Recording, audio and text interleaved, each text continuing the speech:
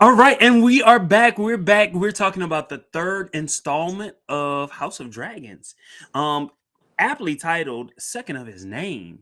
And since we're talking about Second of His Name, what we want to do is we decided we wanted to do something a little different. Instead of giving a recount of the episode, what we wanted to do was talk about exciting or important parts of the episode. So that's what we're going to do today. And we're going to start with Second of His Name, the actual title. We wanted to deconstruct what each of us thought the title meant. And since I think mine is a bit more controversial, I wanted to start with you, Elliot, so you could give yours. All right. So thanks for having me back. Well, it's no secret about how much we love this show. So yeah, second of his name. Um, when they had the episode start, at first I was like, "What in the world is this episode about to be about?"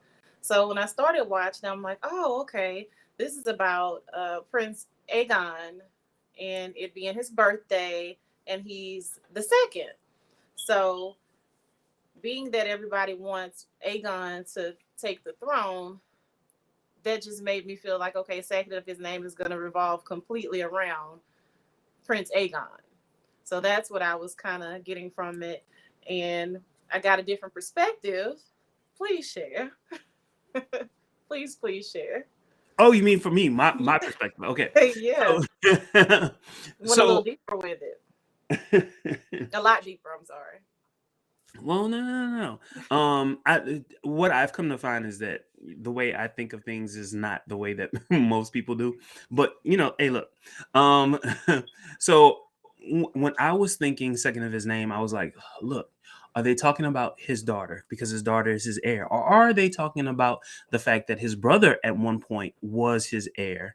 Um, even though his daughter is his daughter and perhaps probably shouldn't be his heir, are they really talking about Prince Damon?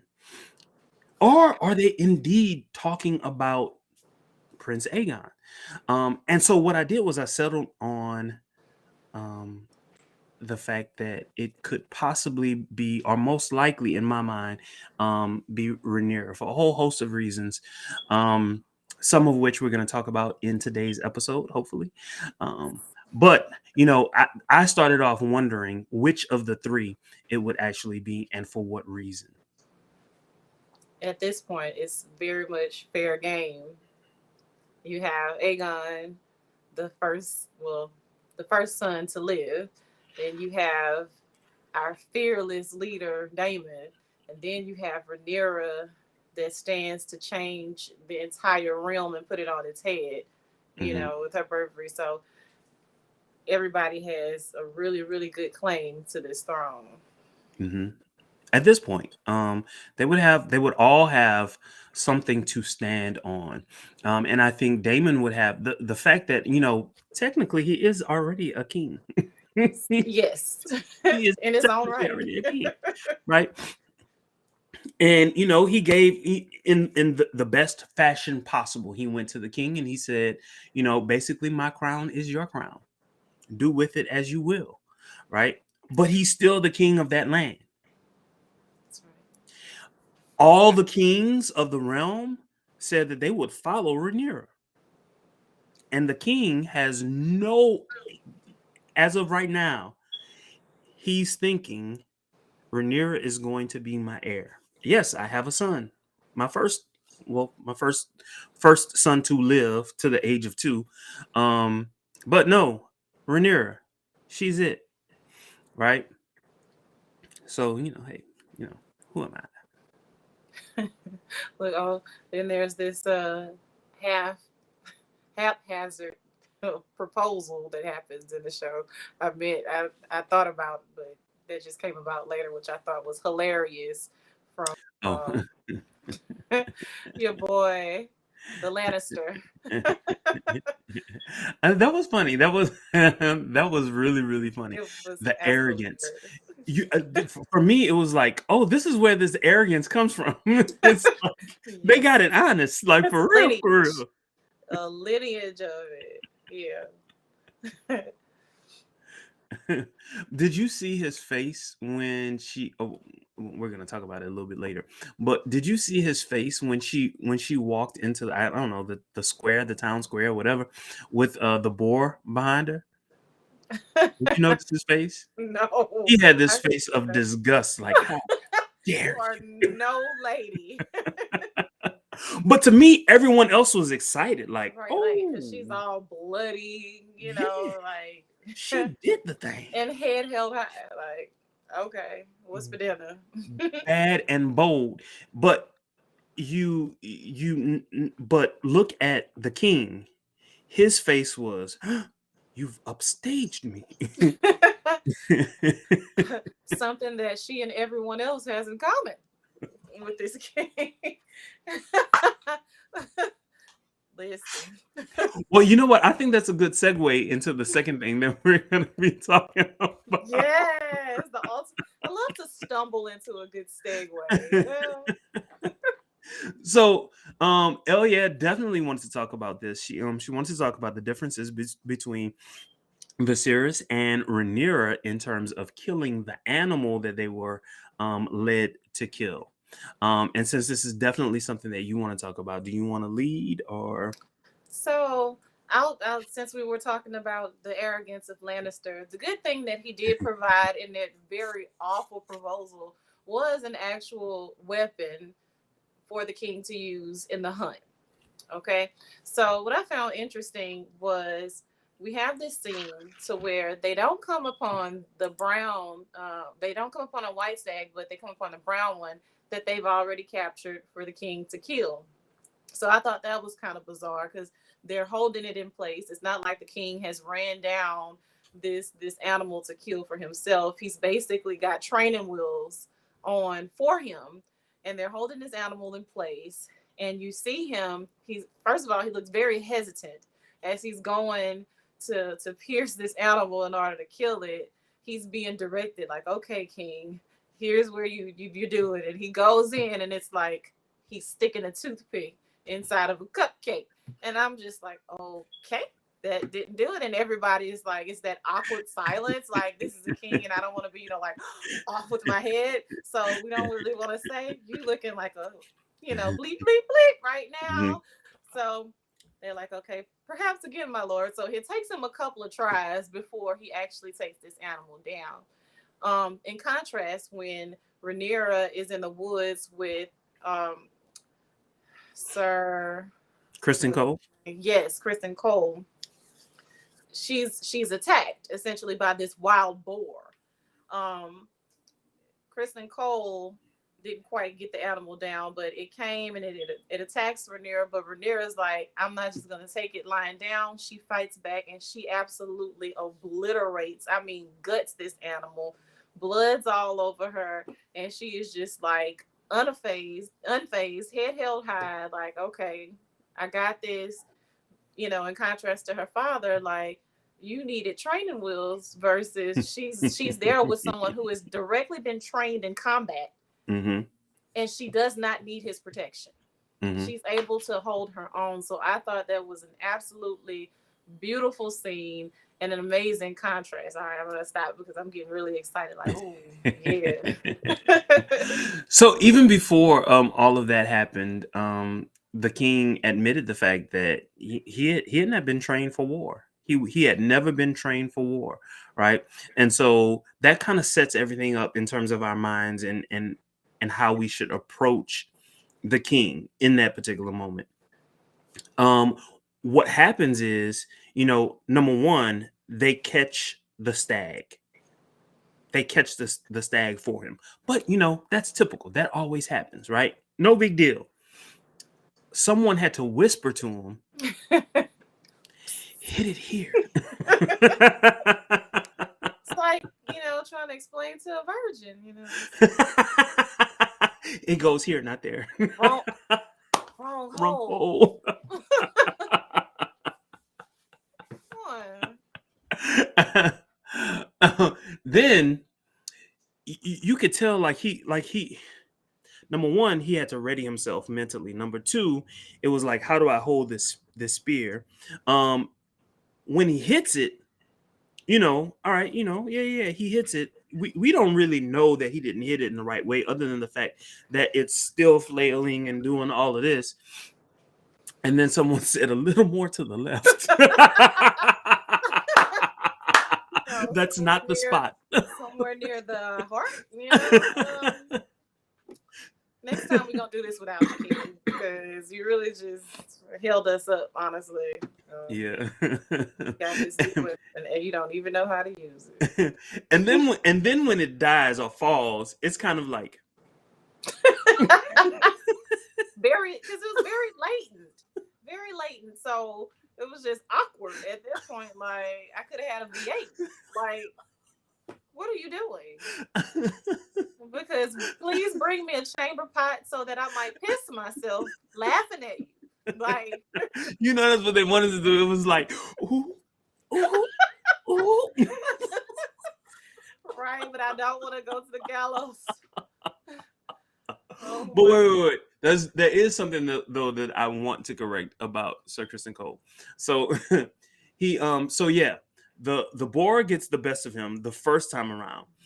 The second time, well, it doubles back. The boar doubles back, and it attacks Rhaenyra. It's Kristen Cole that delivers like what we think is the death knell, right? That's what we think, because the sword goes through and through, and the board just kind of stops moving. It falls down, and we think it's dead. It's not. It attacks her again, and that's when she goes ape crazy on it. Yes. Oversight Hmm. on my part. Thank you for that. No biggie. But I think what is more significant than that is what happens when she goes back to wherever everyone is. Now, tell us what happens when she walks in. So, my girl, Rhaenyra, the Rhaenyra, okay, we're gonna call it that, the Rhaenyra, she shows back up because let's rewind a little bit. Of course, if you watch the show, you know what happened. But she kind of went AWOL during her brother's celebration because she feels like, okay, I'm this piece of meat. You're trying to marry me off. This none of this is about me for real anyway. So I'm just gonna take off. So she's already been gone. So when she comes back, God knows how much longer later, she comes back, head held high, stern gaze, blood on the hair, blood all around her, carrying this boar that she has killed herself. So, the scene around her, everybody's kind of looking like, some people are like, yeah. Others are kind of like, like, what is going on? So in that moment, it's like this great show of strength. Like, okay, you really, really, really have a claim to be up on that throne because you're gonna handle business, and it just reminds me of her coming in on Dragonbag to speak in High Valyrian to her uncle, like, okay, I'm gonna need this egg back. It's the boldness. The fact that she's not afraid to kill. If she's not afraid to kill this animal, this wild animal, if she's not afraid to kill this wild, if she's not afraid to get blood on her, this woman, this Yes, child, child. if she's not afraid, and yet our king is, what does that mean? This means What does that mean? I mean, that's what I'd be thinking. Like, if I were like a lord or whatever, like, nah, she can handle herself, and not only can she handle herself, could she really handle the realm? and I would she be thinking she could. she and it's not just one or two like accidental things that shows her power or her strength. She's consistent, and she's a dragon rider.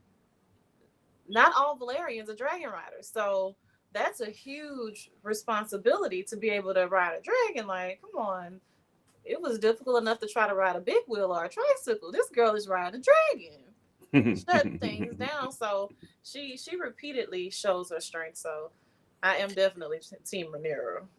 And what happens before she goes in with the boar? What is it that they see? Oh yeah. So before she gets back, so I think part of I think that whole scene before is what kind of gives her an extra boost of confidence because part of the whole reason they're out there for this hunt is they're hunting this white stag. So she actually sees the stag before she returns to where everybody is celebrating her brother. And this this was a major deal. Everybody wanted the king to kill the stag because it would be a great sign, for Prince Aegon, like I was reminded earlier. Um, but rather than kill the stag, she's like, no, no, like I'm good. Like I put eyes on it. We locked eyes almost like we had an understanding. So yeah, she sees this white stag. And And for me, I thought that was great because kings, queens, um, as much as they need to be ruthless, they also need to be able to show grace and mercy. Mercy. They need to be able to show grace and mercy. And in that moment, that's exactly what she did. I'm certain that in the back of her mind, she was thinking, "That's my father's to kill." Um, and perhaps by killing it, she really would have been upstaging him, which is probably why she didn't want to that's a do that. valid point. And as you're saying that, it's just putting me in the mind of not even just as a ruler, but as a layperson, some things you just need to pass on, you know? Mm, And mm, you saying that not want to upstage her father, I think is a really, really valid point. I didn't even think about it that way. That's good. hmm hmm Okay, well, now let's talk about some Damon. Damon and the crab feeder. Oh my God. Ooh. Oh my goodness. Oh, Damon. So this is episode 3, right? So since episode 1, we've been learning bits and pieces about the crab feeder, right? And what their goal was and how it was affecting the rest of the realm and all the other good stuff. And um from the end of episode 2 all up until now, so some time has passed, right? 2 years, well, 3 years has actually passed because the Prince Aegon is 2 years old, but that was before she was pregnant, I think, at the time or whatever. I don't know, something like Right. that. So about 3 years has passed that Damon and Lord Carlos, whatever Viserians, Volutions, Valerians. The Valerians. Valerians. They've been fighting this war, and the crab feeder people, they're in tunnels. The dragons can't get to them. They could do everything that they try to do, but the Yeah, dragons just can't behind get those to them. mountains. Yeah. Right. And Arcadia. so and so all seems to be lost because everyone is basically like losing trust in Damon as a leader. Then the king is convinced by Queen Alicent, of all people, to send help. Yes. Yes. Yes. Do you want to take it from there? So, yes, he's convinced by his lovely wife that he should send help. And he writes a letter, sends word to his brother, like, realizing, like, okay, you guys are losing the war. You're more important to me, basically, than proving a point. Hopefully, when you make it home, we can put this all behind us. Of course, loosely paraphrasing what is transpired in this letter that he sends. I'm sending ships and men or whatever to come at your aid. So, they say don't shoot the messenger, right? That's like a basic rule of engagement. I forgot about that. Everybody knows that, right? So they send word, messengers like, here you go. We got y'all. Damon reads the letter in true Damon form, blank stare. He begins to attack the messenger. I mean, they have to take him off this man. He's literally about to beat this man to death after receiving good news from his brother that help is on the way. So rather than be humble, because oh no, that's not Damon. I gotta come in dragons blazing because I don't even need guns. I got dragons. So he refuses to help, beats the messenger, which is definitely in poor taste. And he decides that, okay, we're going to figure this out our way. I'm not accepting help from my brother. I don't need it. So, You want to pick up from this point, or you want me to keep So going? at this particular point, what he does is he decides, okay, well, even before he showed up, they had been talking and they were like, look, the only way that we could do this is if we give someone up.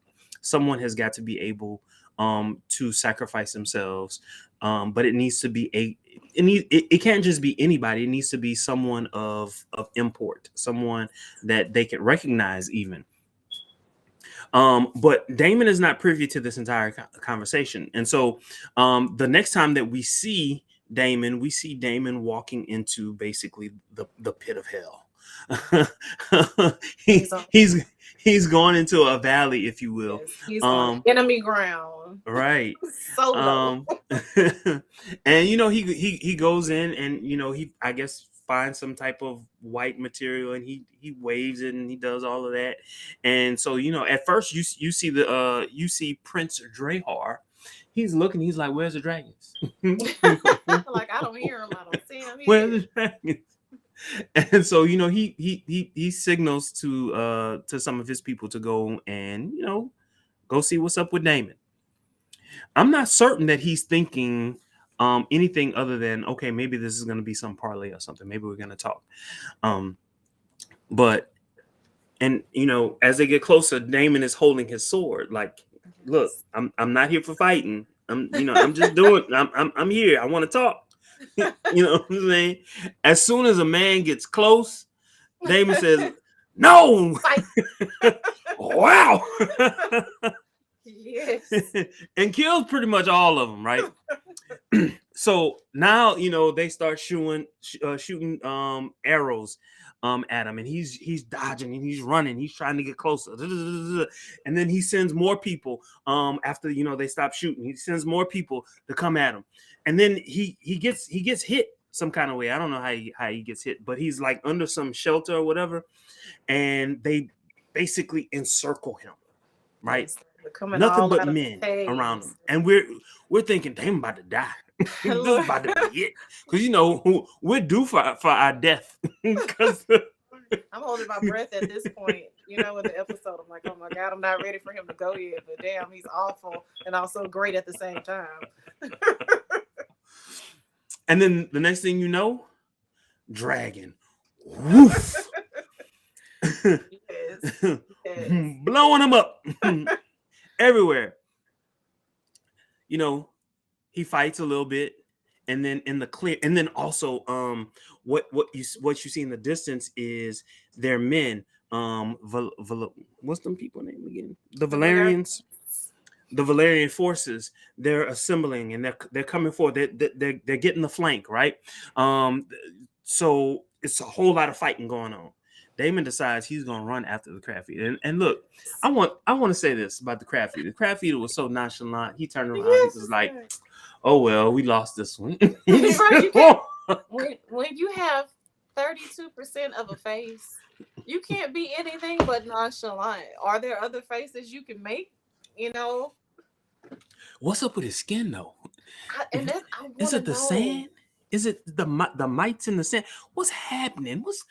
I I don't know, but I want to look more into that. Like, how did this happen to Drehar? Like, I want to know what his backstory is because he doesn't look human, Mm-mm, right? mm-mm, mm-mm, Not mm-mm, at mm-mm, all. mm-mm. So, like you were saying, yeah, Damon decides I'm gonna go in pursuit of the crab feeder because this is not over. Mm-mm, mm-mm, mm-mm, mm-mm. So he goes into that cave, and he comes out With one shoulder and arm and and half, guts. right? And then right, it's just what I don't. I've already succeeded, so I don't need your entire body. I'm gonna just bring out half. I'm gonna bring out half. So I thought that was wild. Like you said, just guts, just the torso, the upper body. That's it. I loved it. I absolutely loved that scene. It didn't hold up the second time that I saw it. It didn't hold up, but I think I was just in shock, right?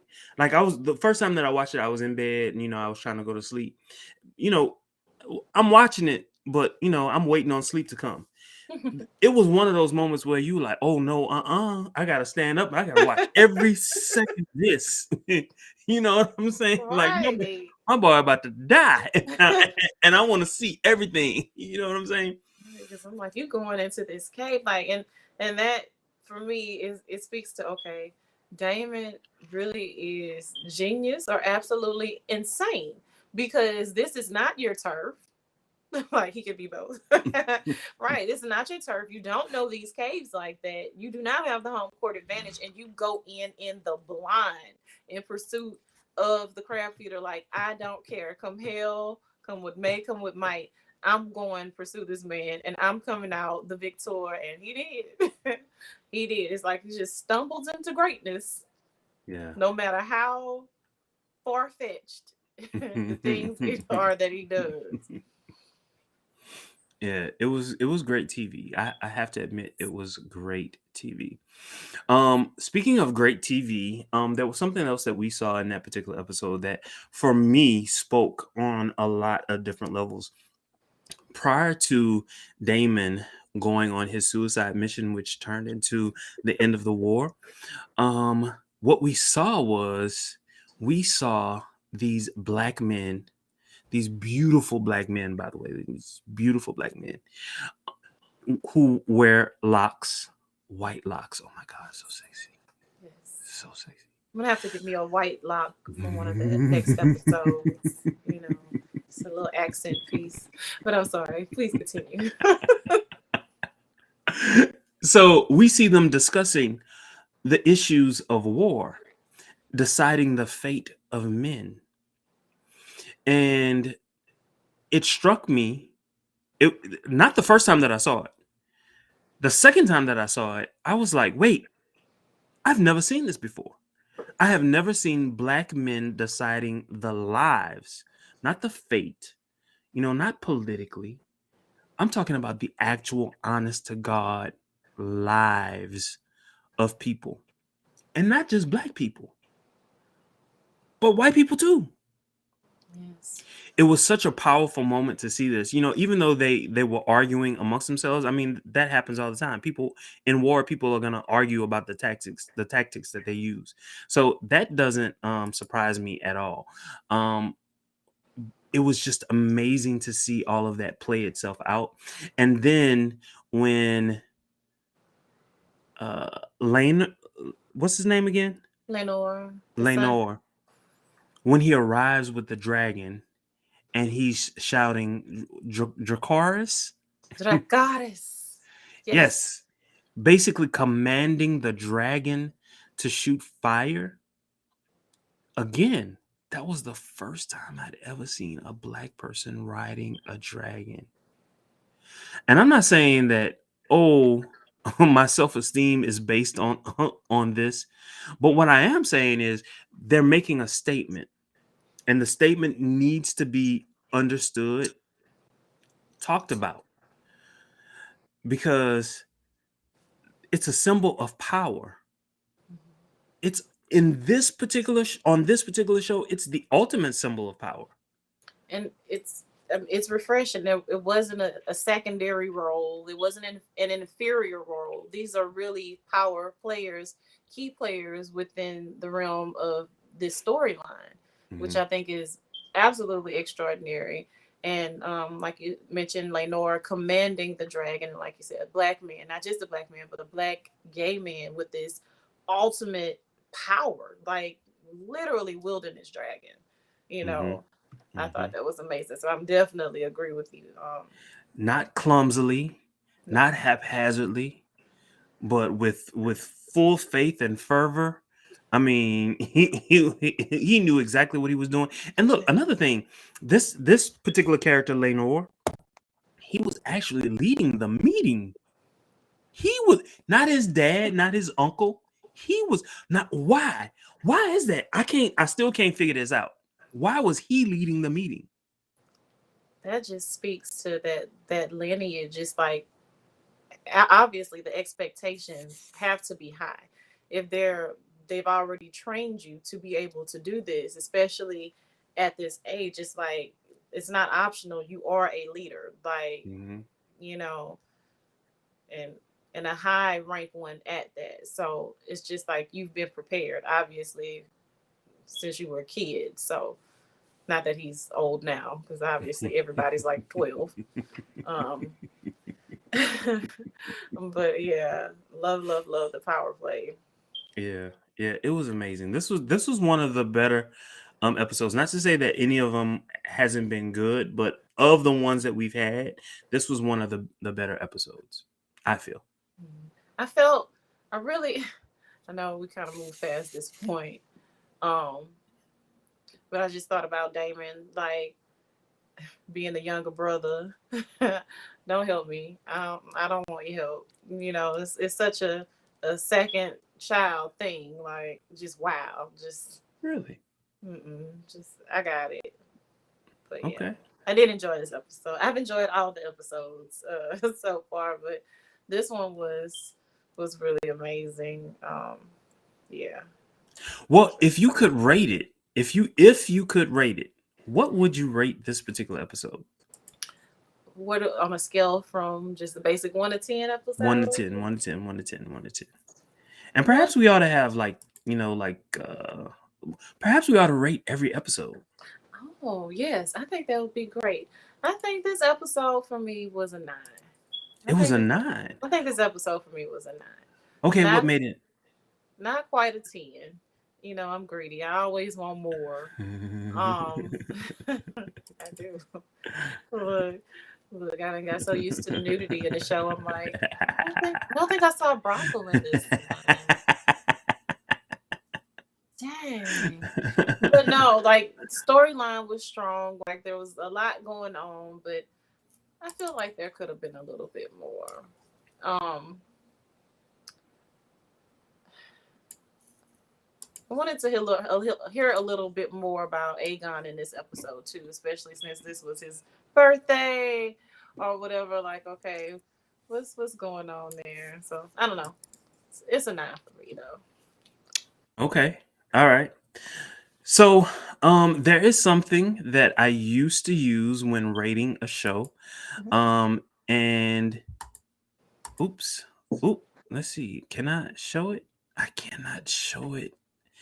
I cannot show it. Let me see if I can figure something out. Let's see if we could do this. Nope, that's not what I wanted. Let's see if we could do this. That wasn't what I wanted. I'm trying to minimize me. It And won't let me. we've maximized you. Hey, you know, you could, you know. Well, anyway, so I guess you could see a little bit of it. Plot and storyline and direction and all the other good stuff. I think I would give this one maybe an 8. Um, of course, I don't really remember all the ratings right here. But I think I would give this one an 8. I think what I was missing in this one was,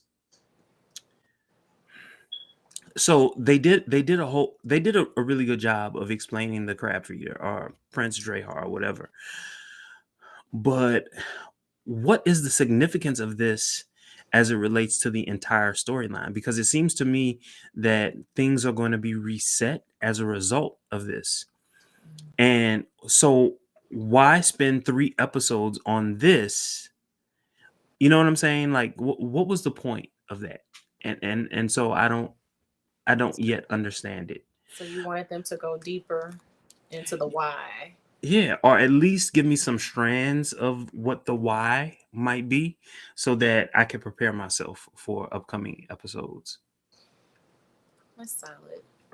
And see, I'm a novice, but that's okay. I'm learning. Like I'm learning. So now I feel like, okay, maybe I won't be so liberal with these nines.